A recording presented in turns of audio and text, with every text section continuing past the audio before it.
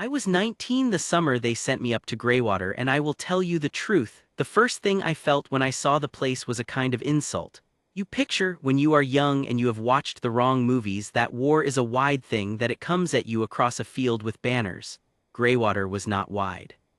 It was a fist of sandbags and shipping containers and wire pushed up onto a bare shoulder of rock the maps called the spur, and it looked down on one road and one road only, a pale ribbon of grit we called the tash, threading the bottom of a valley that the heat turned to a sheet of beaten brass by 10 in the morning. There was one way in and one way out, and both of them were that road. If the road closed, Greywater was an island. We were 31 men and 1 woman, though I am getting ahead of myself, because for the first while none of us counted her at all. The sergeant who ran the place was a man named Boyd Mercer, a platoon sergeant with 20 years on him and a face like a thing left out in the weather. He was not cruel. I want that understood, because what happened later would be easy to tell as a story about a cruel man getting his nose rubbed in it, and that is not the story. Mercer was hard the way a good tool is hard. He kept us alive in a place that wanted us dead, and he did it by trusting nothing he had not seen with his own eyes and weighed in his own 2 hands.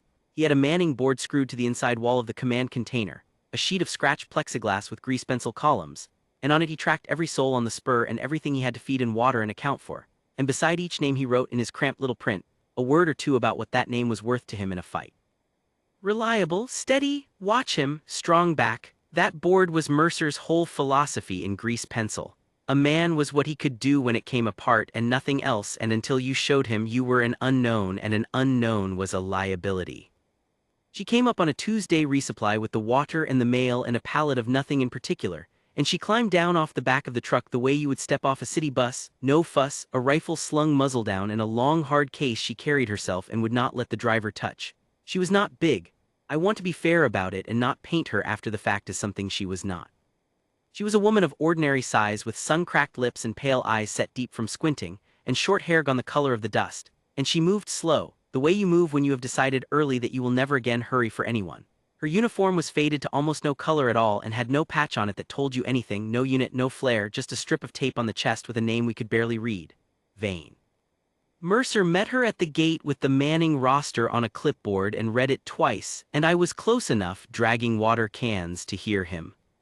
"Says here you're an augmentee," he said. "Marksmanship observer attached, no billet." He turned the page like he expected a second page, and there wasn't one. "That's the whole file," 1 line. "That's the whole file," she agreed.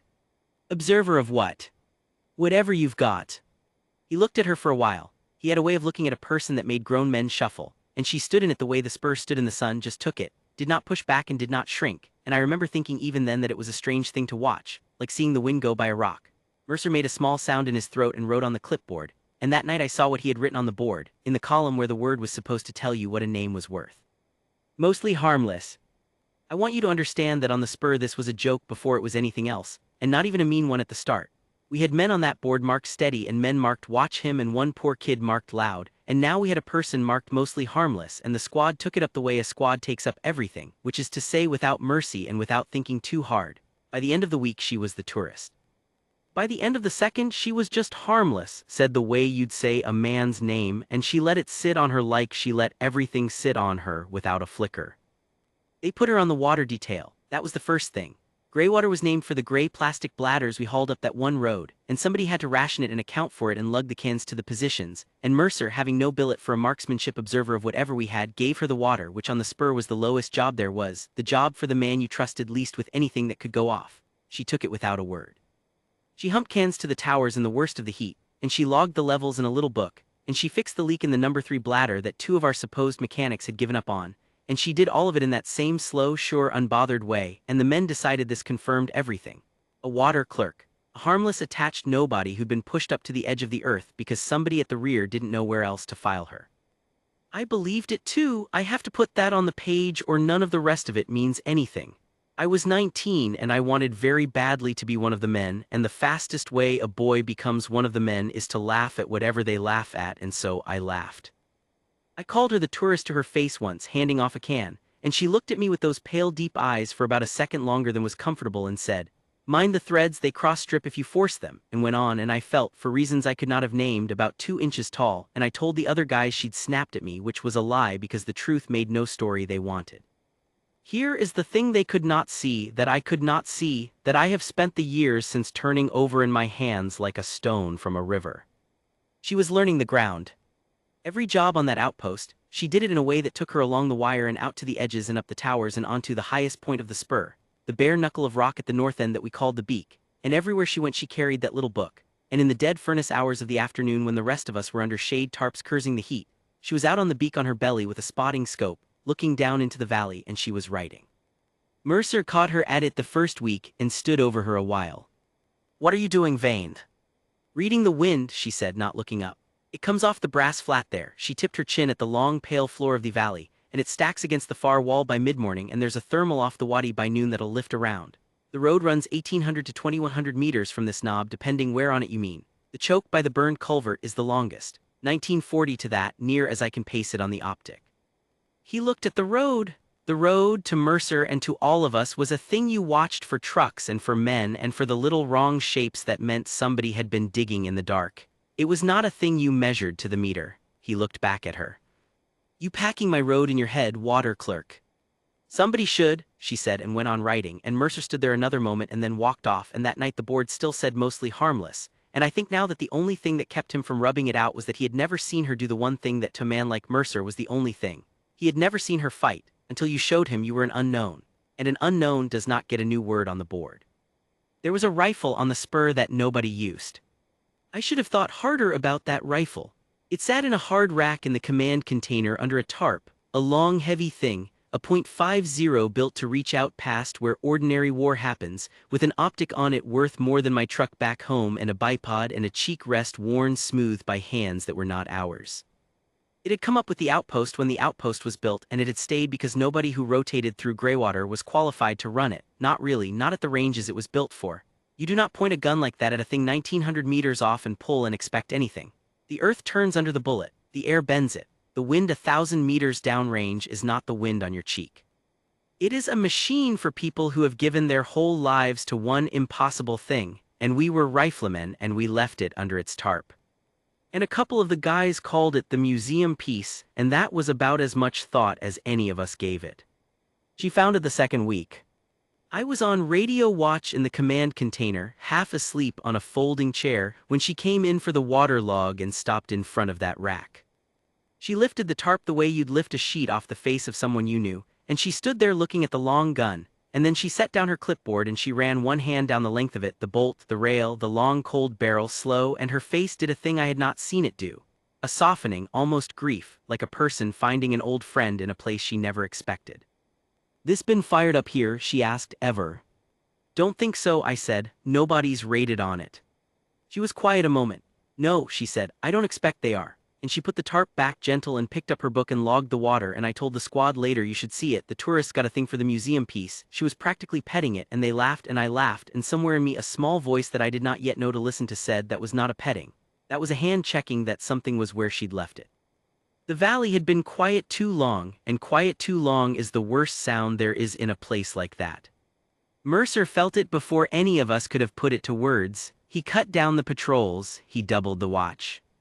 He sent up his reports and got back the rear's favorite phrase, which was that the situation was assessed as stable, and he stood at night on the beak looking down at the dark road with his jaw working, and one evening I heard him on the radio with Camp Dale, the fob at the far end of that road, arguing in that flat clipped way he had when he was passed angry into something colder about the resupply. We were short, water and rounds both. The relief convoy that was supposed to have come had been pushed twice.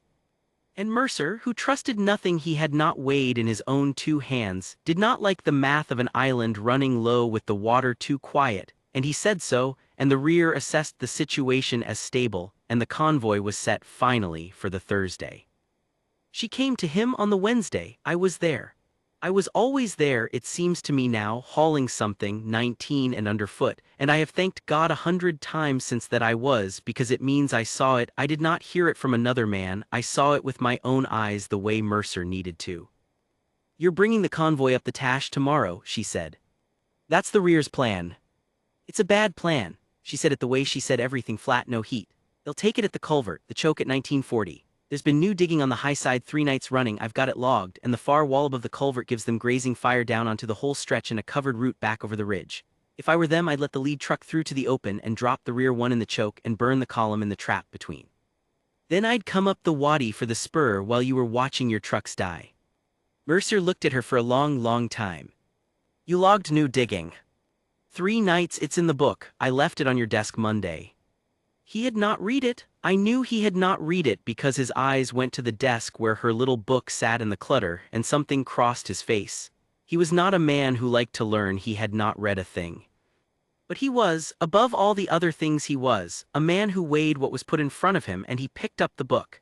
And he read it by the light of the one bulb, the wind notes and the paced ranges, and the 3 nights of digging at the culvert with the times and the moon, and when he set it down his face had changed in a way I did not understand yet. "Why are you up here, Vane?" he said quietly. "1 line in a file, marksmanship observer, pushed to the end of the earth. Why are you really up here?" "Because the end of the earth is where the long shots are," she said, and that was all, and she went out to log the water, and Mercer stood holding her book, and he did not wipe the board that night, but he did not laugh either, and that, on the spur, was a kind of beginning. The convoy came up the Tash at first light on the Thursday, and they took it at the culvert, exactly where she said they would. I was on the beak on watch when it happened, and I will carry the sound of it to my grave. There is a particular obscenity to a thing you were warned about happening anyway, on schedule, like the warning was a thing that gave the enemy the time. The lead trucks were nosing out of the choke into the open when the road came apart under the rear of the column. A fist of dirt and a sound that hit my chest a half-second after my eyes. And then the far wall above the culvert lit up all along its length, muzzle flashed like a struck match repeated 100 times, and the rounds came down onto the trapped trucks in a rain you could see kicking the grid up in long walking lines, and the men down there are resupply. Our water and our rounds and 20-some soldiers from Camp Dale who'd had the bad luck to draw the run were caught in the open at the bottom of the Brass Valley with the high ground against them on both sides and a burning truck plugging the only way back. It was, I understand now, a perfect ambush, and it had been built over 3 nights while we called the only person who saw it a water clerk. Mercer was on the beak in under a minute, and the rest of the spur stood to, and what I remember is how fast all our certainty went to pieces. We had 2 crew weapons that could reach the near edge of the kill zone, and they opened up and you could see the rounds falling short, splashing on the valley floor 100 meters shy. Because the far wall was past us, it was always past us, the valley was just too wide. The mortar crew got a tube up in the first rounds, walked toward the culvert, and then walked past it because the spotting was guesswork through dust. And Mercer was on the radio screaming for air, and the radio gave him back the weather. A dust ceiling rolling in off the brass flat that even I could see closing the sky. No air, none coming. And below us in the open the trucks were burning one by one, and the little shapes of men were trying to crawl into the only cover there was. The shadow of a culvert that the enemy owned, and I heard a man down there on the radio, a young voice, younger maybe than mine, saying his element was pinned and taking casualties and requesting any support at all, and Mercer keying back that we were working it, in a voice that told me he had nothing to work it with. And then she was there. She came up onto the beak not running. That is the thing, she came up at that same slow sure pace with the long hard case over her shoulder and the heavy .50 already out of it and in her hands. And she went down onto her belly on the high knuckle of rock. She had been reading for 3 weeks like a woman lying down in her own bed. And she put the bipod onto a flat stone she had cleared days before, and I had not understood why. And she pulled the long gun into her shoulder and put her eye to that expensive glass, and Mercer turned and saw her and started to say something, some reflex of who is rated on that. And she said, without looking up, in a voice that cut through every other sound on that ridge because it was the calmest thing for 1,000 miles. "Sergeant, I need you to spot for me, or I need you to be quiet, pick one." And Boyd Mercer, 20 years and a face like weather and a manning board that said she was nothing, looked down at the burning valley and then at the woman on the rock, and something in him made the only choice a good man could make. He dropped down beside her and put his binoculars up, and he spotted for her. "Far wall," she said. "The culvert lip high side, the notch in the rock, that's their gun, the grazing gun. Everything down there dies because of that gun. Read me the mirage." "Boiling left to right," Mercer said, and his voice had gone strange, careful, a man reading instruments he'd just learned existed. "Hard. 1940 to the notch," she said, more to herself than to him, and her hand moved on the turret of the optic. Clicks I could hear in the sudden held breath of the whole ridge. And she breathed out long and slow, and the world hung there, the trucks burning and the men dying and the dust closing the sky, and she did not hurry, she would never again hurry for anyone, and at the bottom of that breath the long gun went off. "I have heard a lot of rifles since. I have never heard one like that, the deep, flat, enormous crack of it rolling out across the valley and slapping back off the far wall, and for a heartbeat nothing.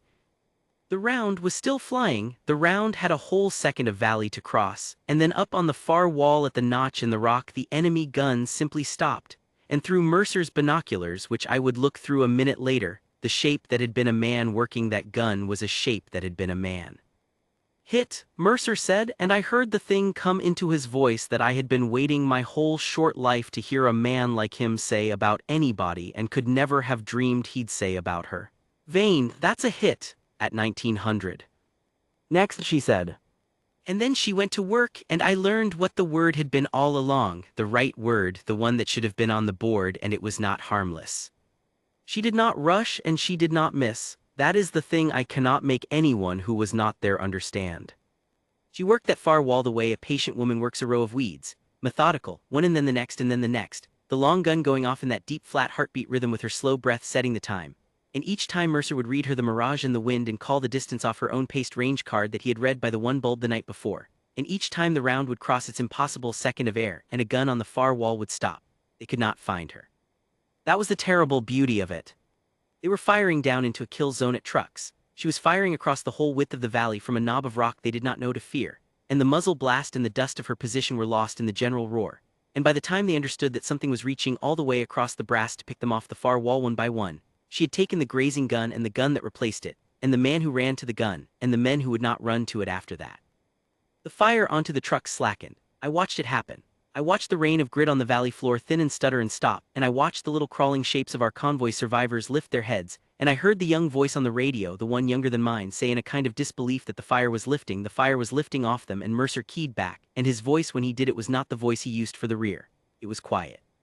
"Keep your heads down," he said. "You've got an angel on the high ground, let her work." She got 8 of them off the far wall in I do not know how long. It felt like an hour. Mercer told me later it was 11 minutes.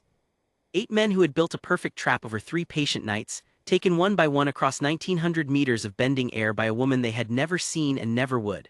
And when the far wall went quiet and stayed quiet, the survivors of the convoy began to move, hauling their wounded out of the choke and back the way they'd come. And for the first time since first light there was a road open in the world. But she had told us the rest of it on the Wednesday, and the rest of it came. "They'll come up the wadi for the spur," she said, rolling off the gun, already moving, "while you're looking at your trucks. Sergeant, you've got people on the wire." 2 towers the wadi side. "There'll be enough for the first wave if you put the crew gun there now. After that it's me."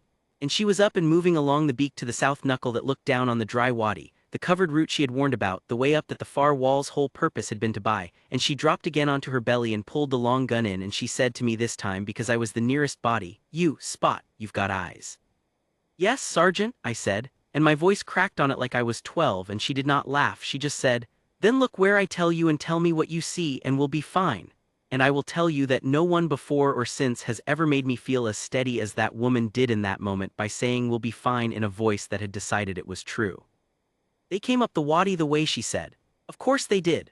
A column of them, more than I could count, moving fast in the dead ground, thinking they were hidden, and they were hidden from the towers and the crew gun, and from every position on the spur except the one knuckle of rock she had chosen and read and cleared and ranged in the empty furnace afternoons we had spent calling her the tourist. "Lead man," she said, "tell me the lead man." "Coming up the left bank," I said, "by the dead tree, the split one." "Range to the split tree," she had it on her card, she had everything on her card, 1220, Mirage. I did not know how to read Mirage. "It's wavy, going right." "Going right?" she said, gentle, "good, that's all I need." And she made an adjustment and breathed out long, and the gun went off, and the lead man by the split tree fell down and did not get up, and the column checked and bunched, the way men bunch when they do not understand what just killed the man in front of them, and she took the bunch. She held the wadi alone. I want that on the page in those words because it is the truest sentence I know how to write.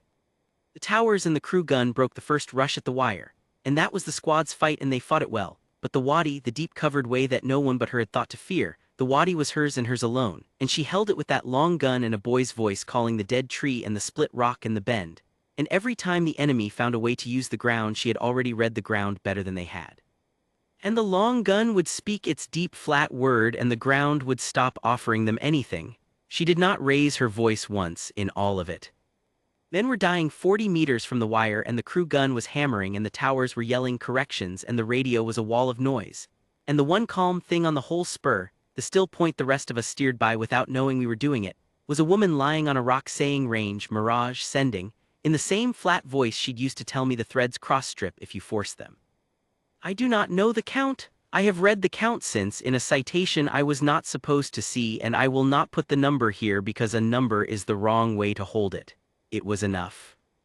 It was so much more than enough that by the time the dust ceiling she had predicted finally cleared in the late afternoon, and a pair of aircraft came screaming up the valley far too late to matter, the wadi was still and the far wall was still and the road was open and the convoy survivors were inside our wire with their wounded, and the assault that should by every law of that place have ended Greywater had broken itself on one rock and one rifle and one quiet hand. She rolled off the long gun for the last time and sat up slow and pressed the heels of her hands into her eyes, just for a moment, the only thing close to weariness I ever saw her show, and then she dropped her hands and looked out over the valley at what she had done and there was no triumph in her face.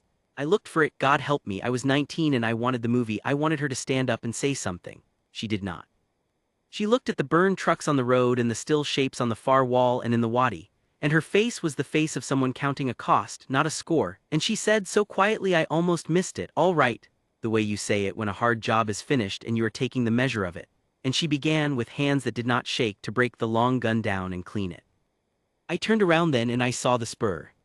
The whole garrison had come up onto the high ground behind us and the last of it, drawn by I do not know what, the way men are drawn to a thing they will need to have seen, and they were standing there in the gold light with the dust settling, 30-some hard men of an outpost called Greywater, and not one of them was saying a word. The squad that had called her the tourist, the men who'd handed her the water cans, the kid marked loud, gone silent.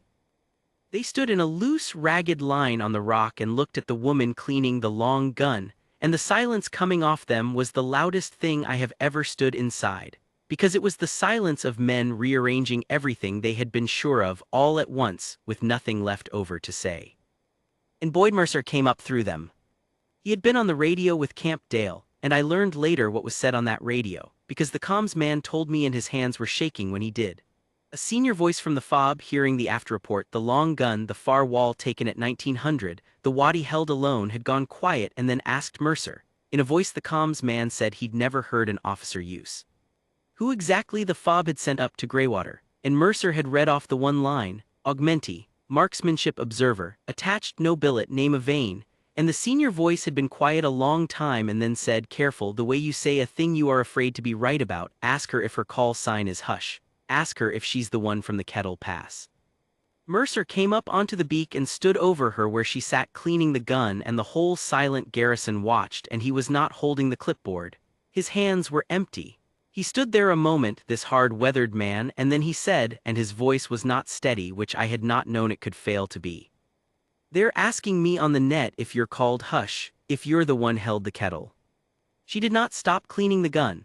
She ran the rod through it once more, slow, and set it across her knees, and she looked up at him with those pale, deep eyes, and for the first time since the Tuesday she had stepped off the truck, the thing she had been carrying came up into her face for just a second, and it was not pride. It was something older and more tired and more enormous than pride. She said, a while ago I held the kettle, and then, quieter, I asked them to send me somewhere quiet. They thought they were doing me a kindness, the end of the earth, a breath. I told you, the end of the earth is where the long shots are. And Boyd Mercer, who trusted nothing he had not seen with his own two eyes, who had watched her hold the wadi alone, came to attention. I had never seen him salute anyone on the spur. There was no rank on the spur worth saluting, he used to say, there's just the job and the men who do it. But he came to attention there on the beak in the gold light with the dust settling on all of us, his boots together and his back straight, and he brought his hand up slow and held it. And he did not say a word because there was no word, because he had already written the only word that mattered on a board 3 weeks before, and it had been the wrong one, and the right one was this, his hand at his brow, his face open as I had never seen it. And the line behind us came to attention too, all of them, without an order, the squad that had laughed, the men with the water cans, the kid marked loud. They came up straight on that rock one after another like a thing moving down a row, and 30-some hands went up to 30-some brows. And the woman they had called mostly harmless sat in the middle of it all with the long gun across her knees and looked at us, and let us, and that was its own kind of grace that she let us give it, that she did not wave it off or look away, because I think she understood that the salute was not for her. It was the men putting down something they had been wrong to carry. It was the only way they had to say it. I do not know how long we held it, long enough. That night Mercer went into the command container and stood in front of the manning board a while, and I was on radio watch again, and I watched him take the heel of his hand and wipe out the 2 words beside her name, mostly harmless, slow, until the plexiglass was clean, and stand there looking at the blank space, and I thought he would write something grand. I thought, the boy in me still wanting the movie, that he would write legend or hero or some such. He did not. He looked at that blank space a long while, and then in his cramped little print in the column where the word told you what a name was worth in a fight, beside the name vain, he wrote the same word he wrote beside the names of the men he would have died for, the highest word he had, the only one that meant anything coming from him. Steady. And he put the cap on the grease pencil and turned off the bulb. She left on a Tuesday 3 weeks after that, the same way she'd come, on the back of a resupply truck with her rifle muzzle down and the long hard case she would not let the driver touch. And the whole garrison came down to the gate this time, not because anyone made them, and she stood on the back of the truck looking down at us. The men of Greywater, and somebody, I think it was the kid marked loud, called out, "So long, Sergeant," and you could hear what the word sergeant carried in it now, all of it. And she looked at us with those pale eyes, and the smallest thing happened at the corner of her mouth, not a smile. She was not a woman who smiled, but the place where a smile would have lived, and she lifted one hand, just lifted it, and the truck pulled out and took her down the Tash road, the one road, the open road, the road she had kept open with a long gun and a quiet that I had mistaken, like a fool, like a boy, for harmlessness. I am not a boy anymore. I have done my own years since and earned my own word on other men's boards, and I have learned, slowly, the thing she knew when she stepped off that truck and let us call her the tourist and humped our water in the worst of the heat without a word. The world is full of men who need you to be loud so they can know what you are worth. She did not need it. She had nothing to prove to us, only a thing to do, and she did it, and when it was done she let us salute her so that we could live with ourselves, and then she got on a truck and went looking for the next quiet place at the end of the earth where the long shots are. We called her mostly harmless. We were never so wrong about anything in all our lives, and the proof of it is that we are alive to say so. Every man who stood on that rock and put his hand to his brow is alive to say so. That was her answer. She never raised her voice to give it. She just made it true, one long impossible shot at a time, across a valley of brass, in a place the maps barely named, and then she wiped her own gun down and asked for somewhere quiet and was gone. I think of her every time some loud man tells me what he is. And I think of the word Mercer wiped off the board, and the word he wrote instead, and I have come to believe it is the finest word in the language when the right man writes it about the right woman. Steady. She was the steadiest thing I ever saw, and I saw her hold the line alone.